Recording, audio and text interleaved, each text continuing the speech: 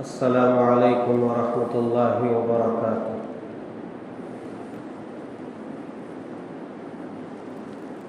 الحمد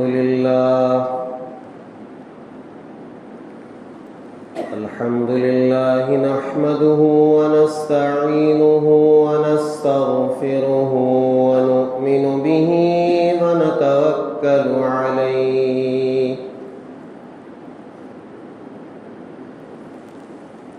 ونعوذ باللہ من شرور انفسنا ومن سیئات اعمالنا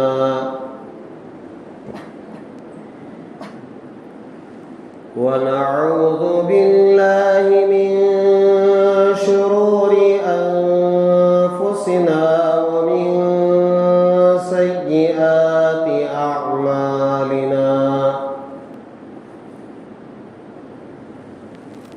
من يهده الله فلا مضل له ومن يضلله فلا هادي له ونشهد أن لا إله إلا الله وحده لا شريك له ونشهد أن سيدنا ونبينا ومولانا محمدا عبده ورسوله الذي أرسل بالحق بشيرا ونذيرا وداعيا إلى الله بإذنه وسراجا منيرا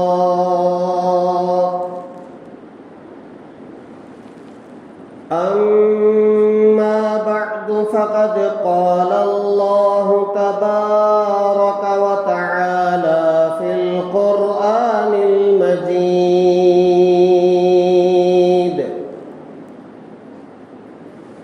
أعوذ بالله من الشيطان الرجيم بسم الله الرحمن الرحيم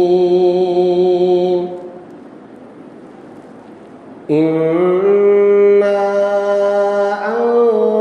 أنزلناه في ليلة القدر وما أدراك ما ليلة القدر ليلة القدر خير من 1000 شهر تنزل الملائكة والروح فيها بإذن ربهم من كل أمر سلام هي حتى مطلع الفجر۔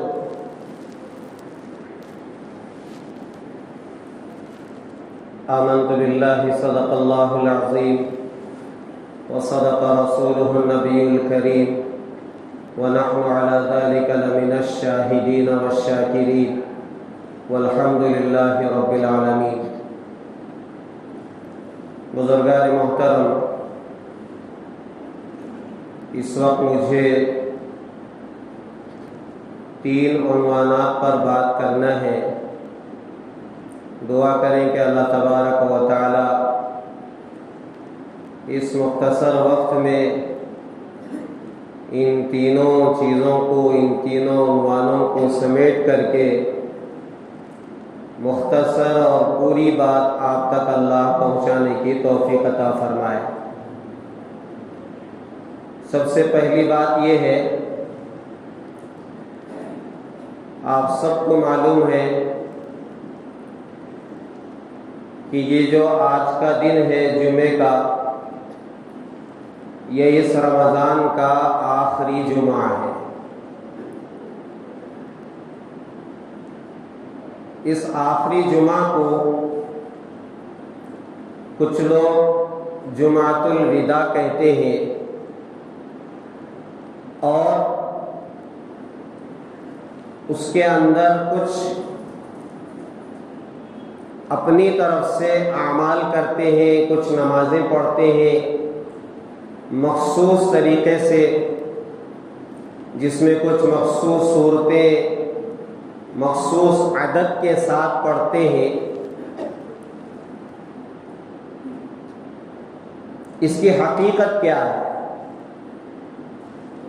کیا جمعۃ الوداع منانا چاہیے اور جمعۃ الوداع کے نام پر وہ اعمال کرنا چاہیے؟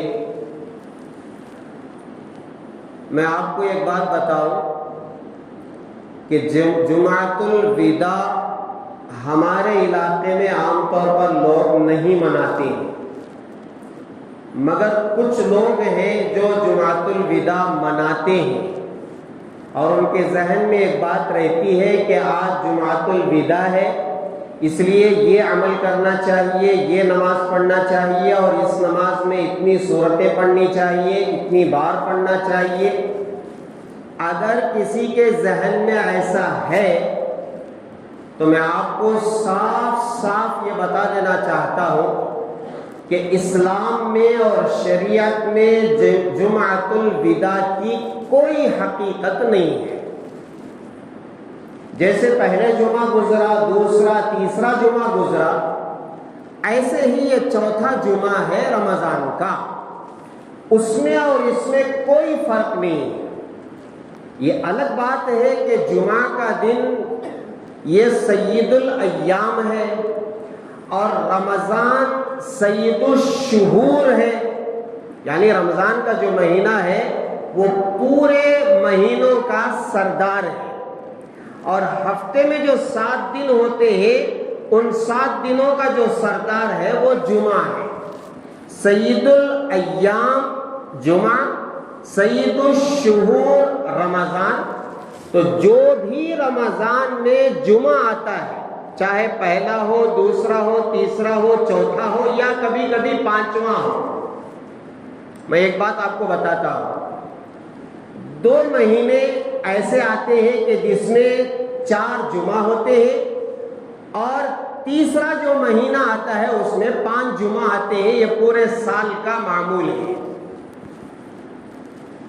وہ جو کیلنڈر بنایا گیا ہے اس میں ایسا ہی ہوتا ہے کہ 2 مہینے میں 4 جمعہ آتے ہیں اور جو تیسرا مہینہ آتا ہے اس میں 5 جمعہ آتے ہیں۔ وہ مستقل طور پر ایک بنایا کیلنڈر ہے جو شمسی کیلنڈر ہے، جس کی ابتدا جنوری سے ہوتی ہے، جس کا اختتام دسمبر پر ہوتا ہے، اور اس کی بہت ساری باتیں ہیں وہ آپ کو معلوم ہے۔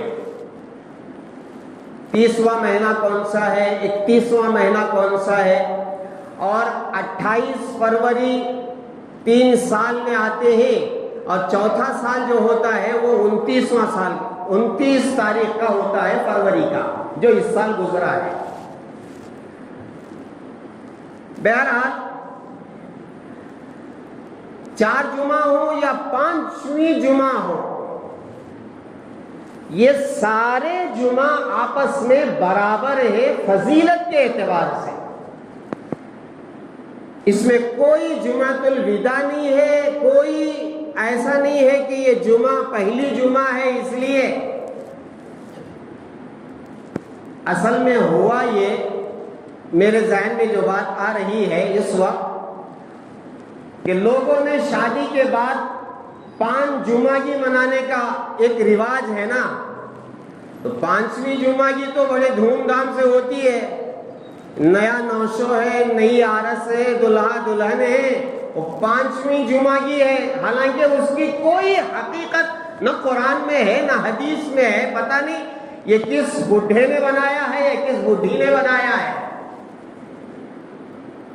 شادی کے بعد 5 جمعہ منانا، 5 جمعگی، اور ایسا اہتمام، اللہ اکبر۔ وہ مناتے لوگ رمضان میں بھی جمعۃ الوداع کی آخری جمعہ ہے، نہیں میرے عزیزو، اس کی کوئی حقیقت نہیں ہے۔ دو باتیں ذہن میں رکھ لیں۔ ایک یہ ہے کہ جو رمضان ہمیں ملا ہے اس پر اللہ کا شکر ادا کرنا ہے۔ یہ جو آخری جمعہ ہے، اگر کچھ منانا ہے، کوئی عمل کرنا ہے، تو آج آپ اللہ کے سامنے ہاتھ اٹھا کر کے یہ دعا کریں کہ یا اللہ آپ کا شکر ہے کہ آپ نے رمضان کا مبارک مہینہ ہمیں عطا فرمایا، روزے رکھنے کی توفیق دی، تراویح پڑھنے کی توفیق دی، اتنا قرآن میں نے پڑھا، اتنا ذکر میں نے کیا۔ اعتکاف کرنے والے، یا اللہ اعتکاف تو نے مجھے عطا فرمایا۔ اللہ کا نیکیوں پر شکر ادا کرے، اطاعت پر، فرما برداری پر، عبادت پر اللہ کا شکر ادا کرے۔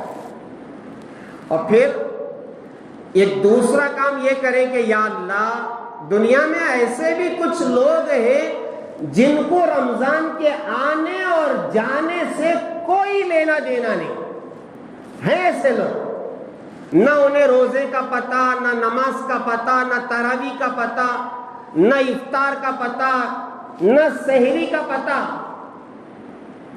وہ اپنی زندگی میں مست ہے، مست قلندر کی طرح وہ اپنی زندگی میں لگے ہوئے ہیں، اعمال سے کچھ لینا دینا نہیں، روزہ تراویح سے کچھ لینا دینا نہیں۔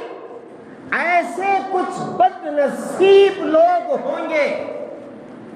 آپ اللہ سے یہ دعا کریں کہ یا اللہ آپ کا شکر ہے آپ نے ان بد نصیبوں میں ہمیں نہیں شمار کیا ہے نا۔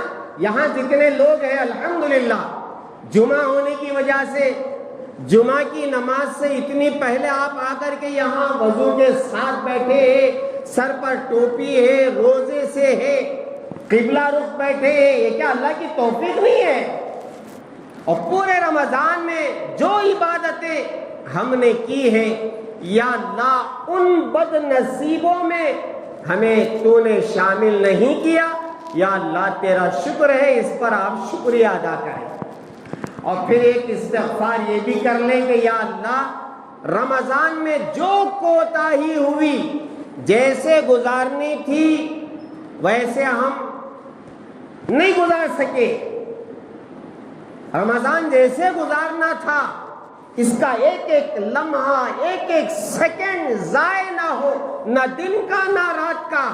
یا اللہ میں اصول نہیں کر سکا، عبادتیں جتنی ہو وہ کم ہیں، تلاوت جتنی ہو کم ہے، نفل نمازیں جتنی پڑھی ہیں کم ہیں، لیکن جو توفیق ہوئی اللہ کی، اللہ کا شکر ادا کرے اور اپنی کم ہمتی پر، یا اللہ میں نے ہمت نہیں کی، کرنے والوں نے 10 قرآن ختم کیے، 5 قرآن ختم کیے، یا اللہ میں ایک بھی قرآن ختم نہیں کر سکا۔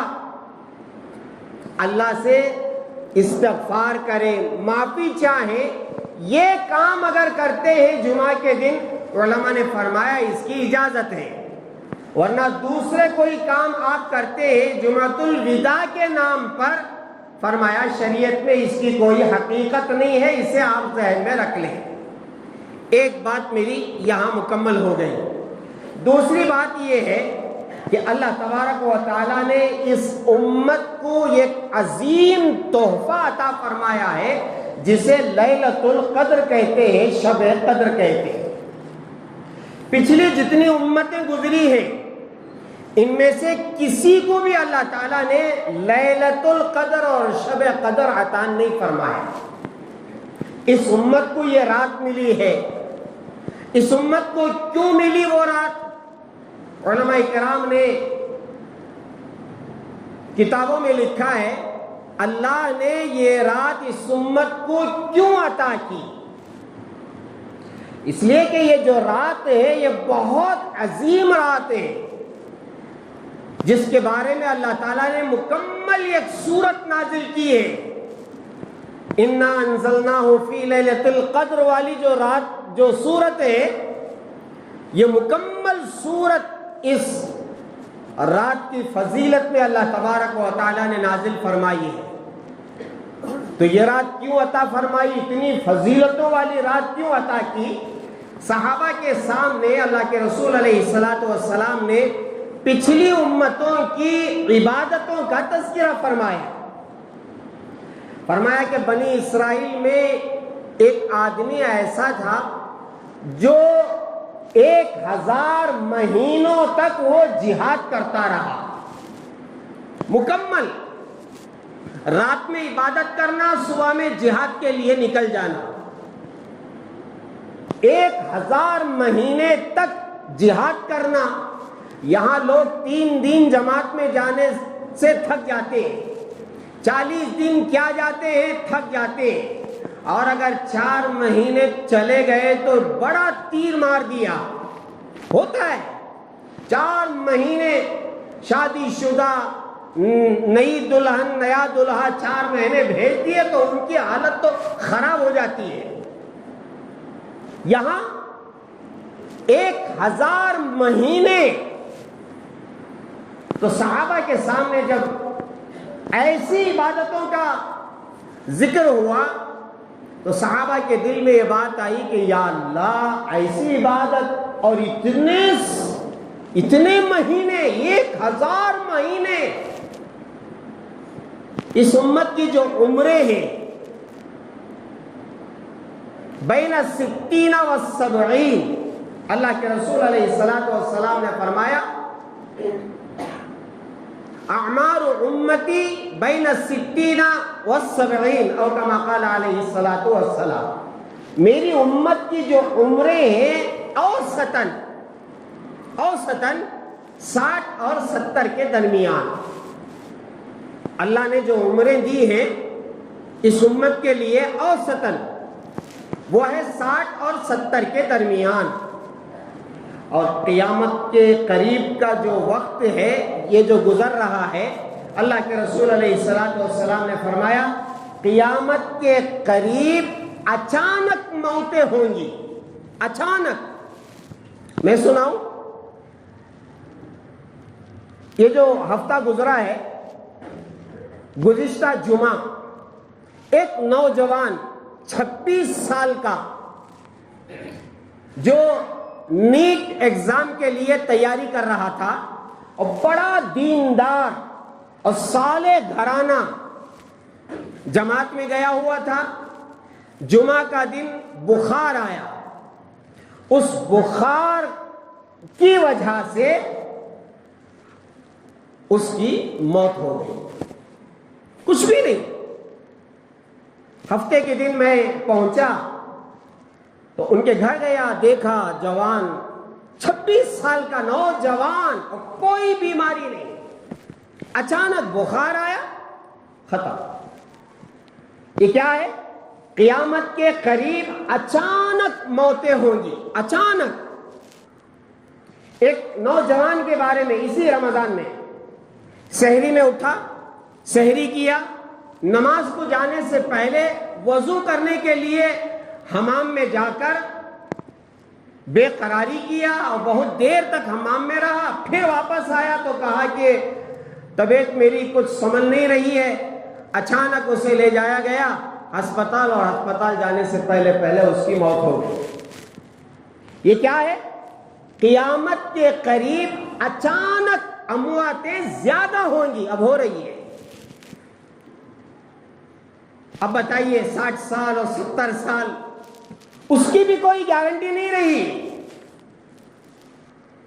تو ان 60 اور 70 کے درمیان آدمی کتنی عبادت کرے گا؟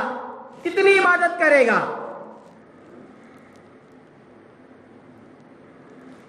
1000 مہینے تک جہاد بہت بڑا عمل ہے، بہت بڑا عمل ہے۔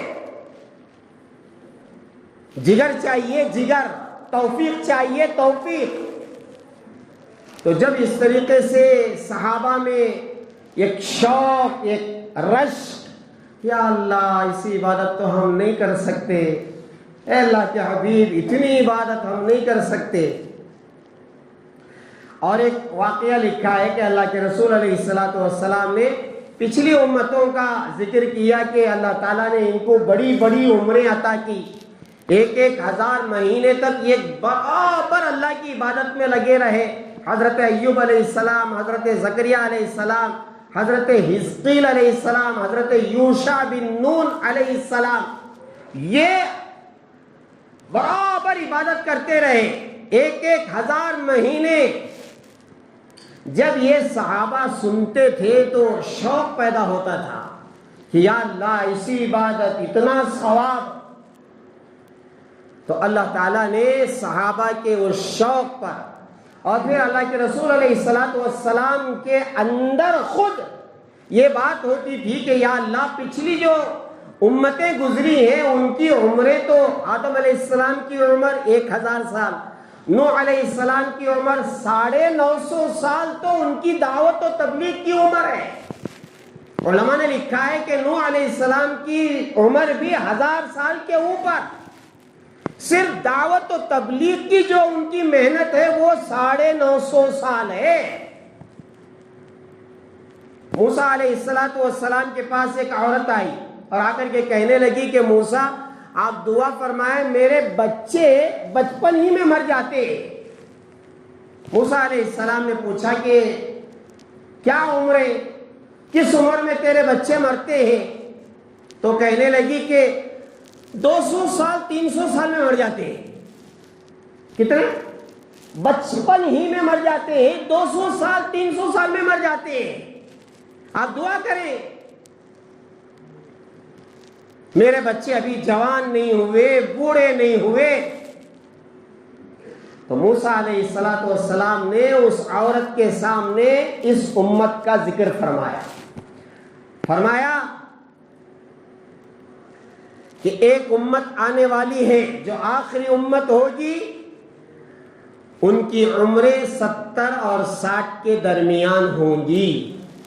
تو وہ تعجب کرنے لگی، 60 اور 70 کے درمیان؟ کیا وہ گھر نہیں بنائیں گے؟ کیا وہ بکریاں نہیں چرائیں گے؟ کیا وہ تجارت نہیں کریں گے؟ تو موسیٰ علیہ السلام نے ان سے فرمایا کہ بی بی وہ تجارت بھی کریں گے، گھر بھی بنائیں گے۔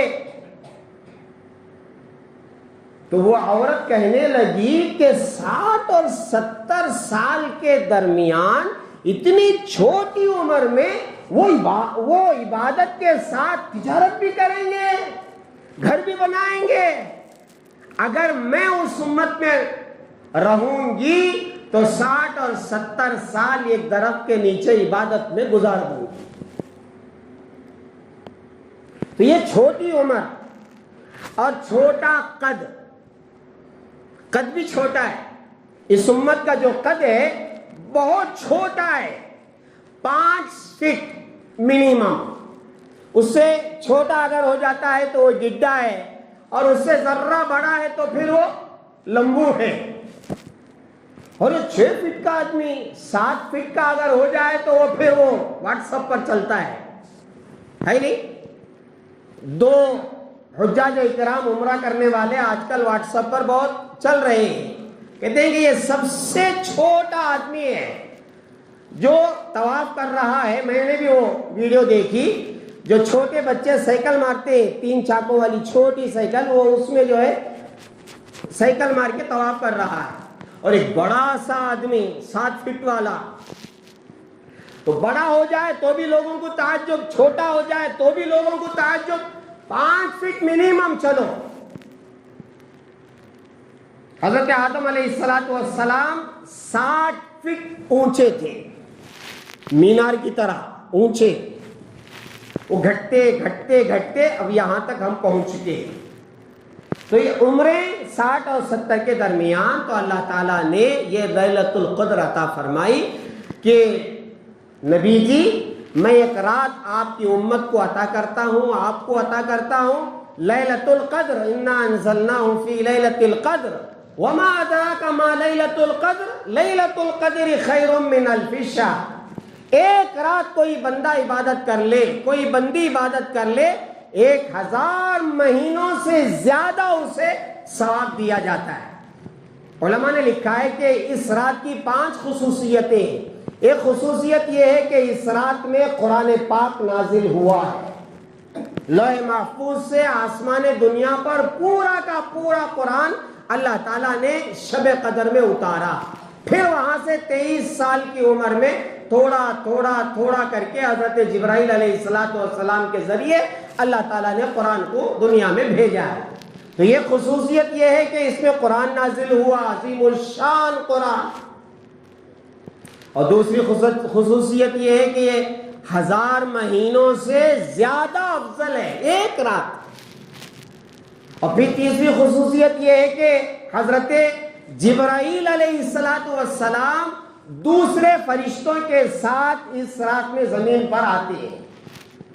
جبرائیل علیہ السلام، روح سے مراد علماء نے جبرائیل بھی لیا ہے، اور بعض علماء نے کہا ہے کہ ملائکہ کے ساتھ ایک ایسا فرشتہ شب قدر میں زمین میں اترتا ہے جو اتنا بڑا ہے کہ آسمان اور زمین کو وہ نگل جائے. تصور کرو کتنا بڑا ہوگا. جیسے ہم چھوٹا سا لقمہ بنا کر کے کھاتے، ہٹ کا لنڈا جیسے بنا کر کے غٹ کر کے نگل جاتے ہیں، وہ اتنا بڑا فرشتہ ہے کہ پورے آسمان اور زمین کو یہ لقمہ بنا کے نگل جاتا ہے. اتنا بڑا فرشتہ جو شب قدر میں اترتا ہے.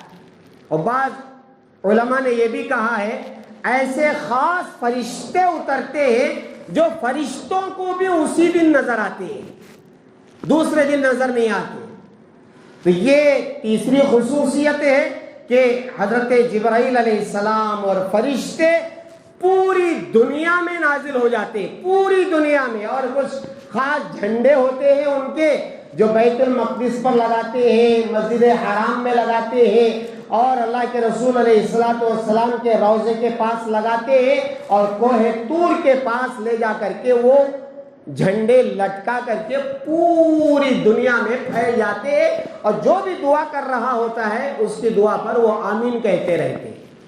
لیکن جس گھر میں کتا ہو، خنزیر ہو، تصویر ہو، یا کوئی حرام کاری زنا کر کے کوئی ناپاک مرد یا عورت کسی گھر میں ہو، یا کسی گھر میں شراب رکھی گئی ہو، فرمایا ان گھروں میں وہ رحمت والے فرشتے نہیں آتے.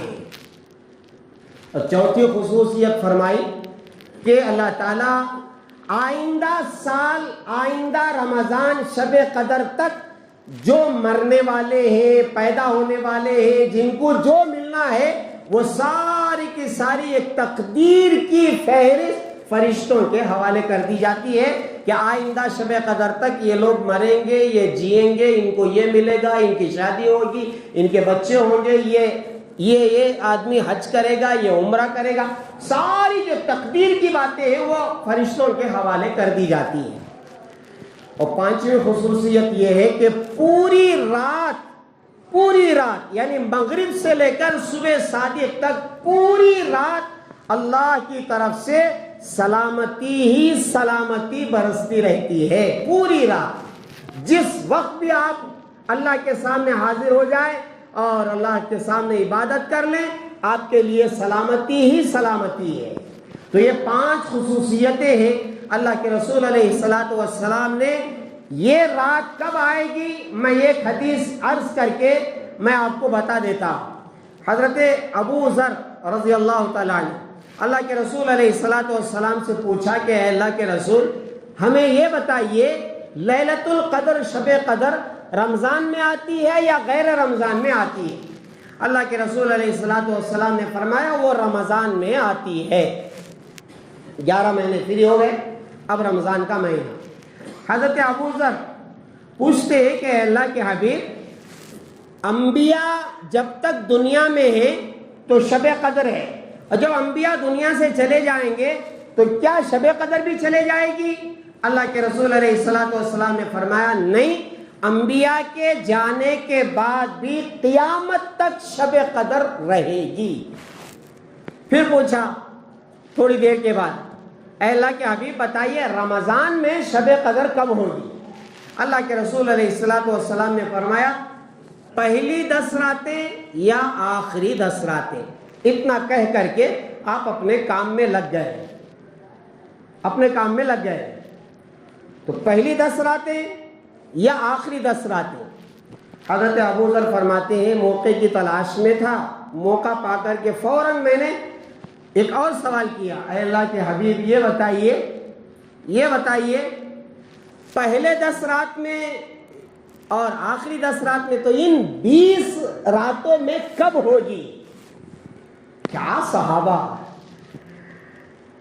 اللہ کے رسول علیہ السلام نے دیکھا، فرمایا آخری کا جو عشرہ ہے، آخری کے 10 دن ہے اس میں ہوگی، اور اس کے بعد کوئی سوال نہیں کرنا، اپنے کام میں لگ گئے۔ ابو ذر تو ابو ذر تھے۔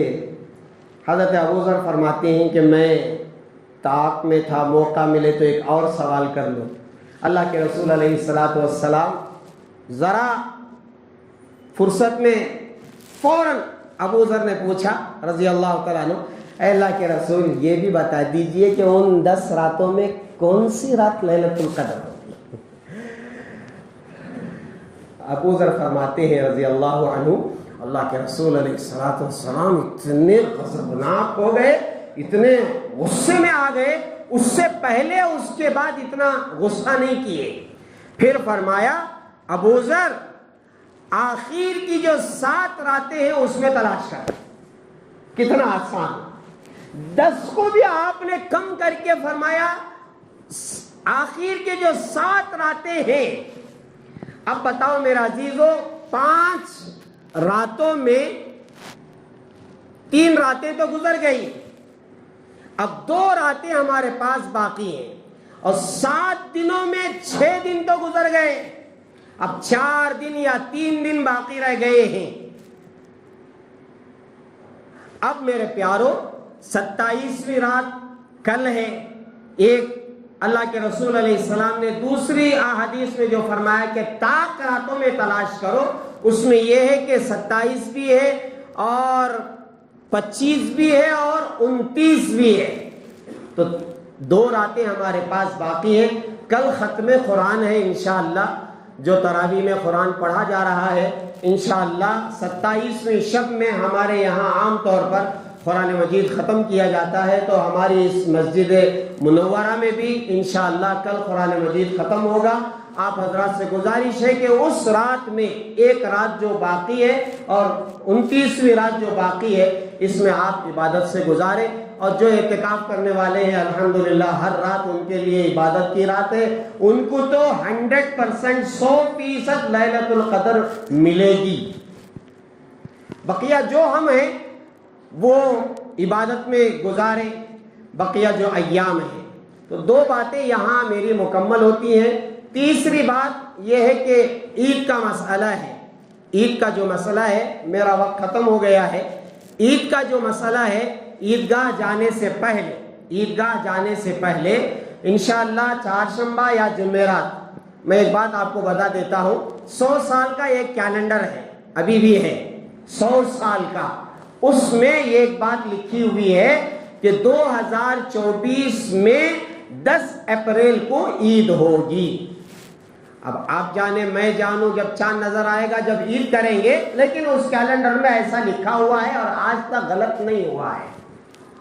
تو اگر 10 تاریخ کو ہوگی تو چہارشنبے کو ہم عید کریں گے، 11 کی ہوگی تو جمعرات کو، تو آئندہ جمعہ سے پہلے ہم عید کر کے جمعہ میں آئیں گے۔ تو عیدگاہ کو جانے سے پہلے میرے عزیزوں نہائیں، اور جاتے ہوئے جانے سے پہلے کچھ میٹھا کھا کر کے جائیں۔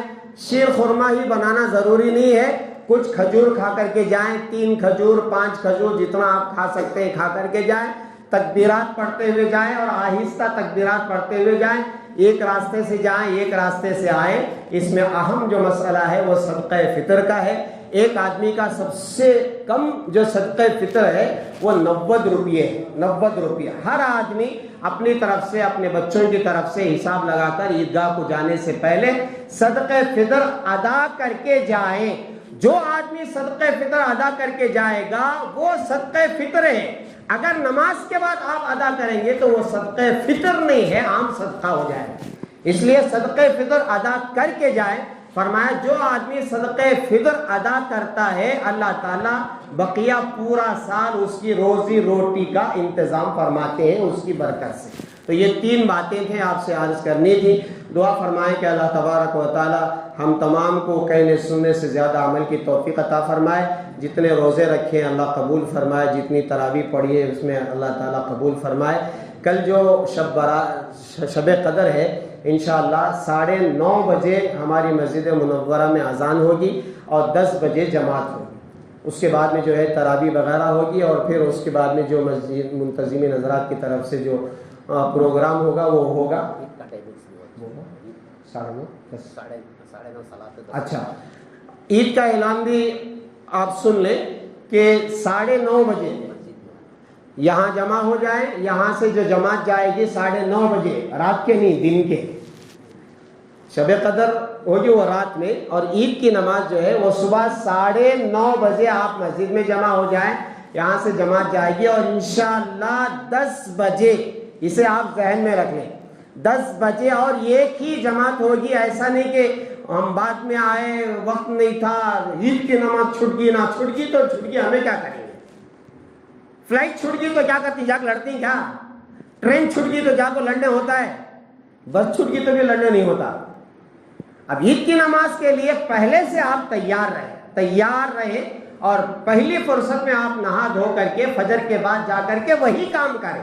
نہا دھو کر کے تیاری کر کے آپ 9:30 بجے مسجد پہنچ جائیں. انشاءاللہ ٹھیک 10 بجے عید الفطر کی نماز عیدگاہ میں ہوگی انشاءاللہ.